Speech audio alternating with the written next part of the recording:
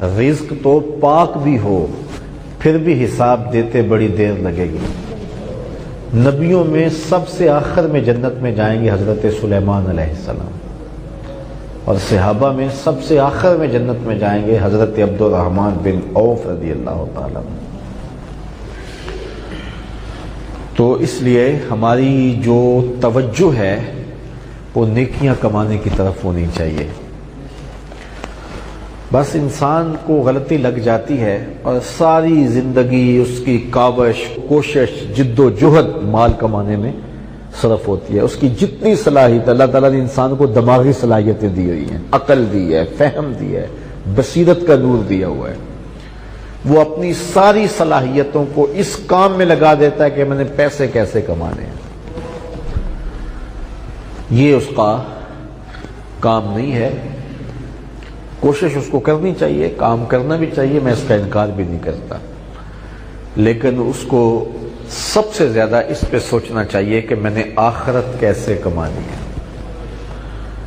اللہ تعالی ہمیں آخرت کی فکر کی توفیق سے مالا مال فرمائے۔ حضور نے ارشاد فرمایا من احب دنیاہ اضر بآخرتہ، جو دنیا سے محبت کرے گا اس کی آخرت میں نقصان ضرور ہوگا۔ جو دنیا سے محبت کرتا ہے اپنی دنیا سے، اس کی آخرت میں نقصان ضرور ہوتا ہے۔ ومن احب آخرتہ اضر بدنیاہ، جو آخرت کی فکر میں لگ جاتا ہے تو دنیا کا نقصان اسے اٹھانا ہی پڑتا ہے۔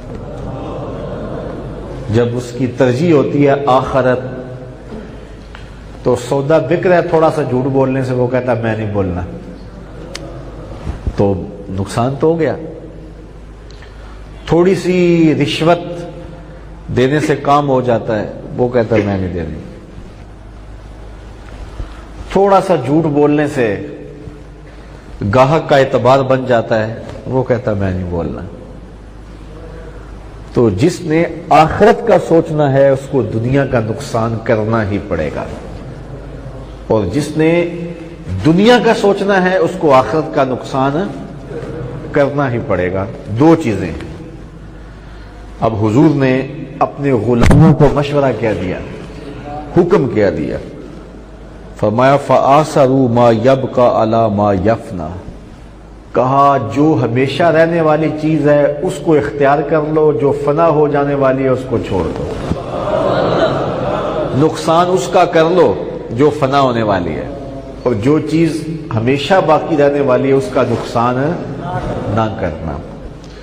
تو ہمیں دنیا کا نقصان برداشت کر لینا چاہیے، لیکن اپنی آخرت کا نقصان نہیں کرنا چاہیے۔ اللہ تعالیٰ مجھے آپ کو اپنی رحمت کے سائے میں رکھے اور ہم سب کی آخرت بہتر کرے۔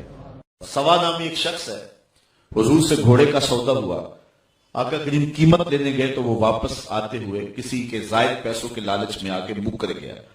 حضور کہے خریدا اور وہ کہے میں بیچا ہی نہیں ہے۔ ہجوم اکٹھا ہو گیا۔ اس نے سوچا کہ حالات کا رخ جو ہے وہ ان کے حق میں جائے گا، چونکہ صادق بھی یہ ہیں، امین بھی یہ ہیں۔ تو اس نے کہا جی دو آدمیوں کے مابین جب نزاع بن جائے تو اس کے تصفیے کی صورت کیا ہوتی ہے؟ حضور علیہ السلام نے فرمایا کہ جو میری شریعت یہ کہتی ہے جو شخص دعویٰ کرے وہ گواہ لائے، والیمین علی من انکر، جو انکار کرتا ہے وہ قسم دے دے۔ اس نے کہا پھر طے ہو گیا، اگر آپ نے مجھ سے گھوڑا خریدا تو وہ گواہ دے۔ اسے پتا تھا گواہ موقع پہ کوئی نہیں تھا، نہیں تو مجھ سے قسم لے لے۔ قسم لینے کے لیے وہ تیار تھا۔ اب حضور قسم اس کو اس کے مطالبے پہ نہ دیتے، گواہ نہ پیش کرتے، وہ قسم دے دیتا، فیصلہ جو ہے وہ اس کے حق میں ہوتا۔ مجمع میں موجود ایک شخص حضرت خزیمہ بن ثابت انصاری رضی اللہ تعالیٰ عنہ آگے بڑھے، سبا سے مخاطب ہوئے، گواہی مانگتا ہے؟ میں گواہی دیتا ہوں، اللہ کے رسول نے تجھ سے گھوڑا خریدا ہے، جتنی قیمت حضور بتا رہے اتنے میں ہوا ہے۔ اس کو گواہی مطلوب تھی اور اس نے قیمت سے دینا تھا، کون سا مفت دینا تھا۔ اس نے کہا جی ٹھیک ہے میرا مطالبہ پورا ہو گیا۔ حضور نے قیمت اسے دے دی، گھوڑا پکڑ لیا، لوگ ہٹنے لگے، مجمع چھٹنے لگا۔ حضور نے خزیمہ کو اشارہ کر کے قریب بلایا، کہا خزیمہ بات بھی سچی، گھوڑا بھی مل گیا، لیکن تم نے گواہی کیسے دی؟ تم تو موقع پہ موجود نہیں تھے۔ تو سنو حضرت خزیمہ نے جو جواب دیا، سینے میں ٹھنڈ پڑے گی۔ حضرت خزیمہ بولے حضور گھوڑا کیا ہے؟ آپ کے کہنے پہ تو رب کی گواہی دے۔ بلا اس کو دیکھا تھا، آپ نے کہا نا۔ حضور نے حضرت خزیمہ کا ہاتھ پکڑ کے فضا میں بلند کیا، جانے والے ٹھہر جائیں، سن لو میری بات، کسی عدالت کے چہری میں گواہ کی ضرورت ہو، میری شریعت 2 گواہ مانگتی ہے، لیکن جہاں خزیمہ ہوگا ایک کی گواہی 2 کے قائموں کا ہوگا۔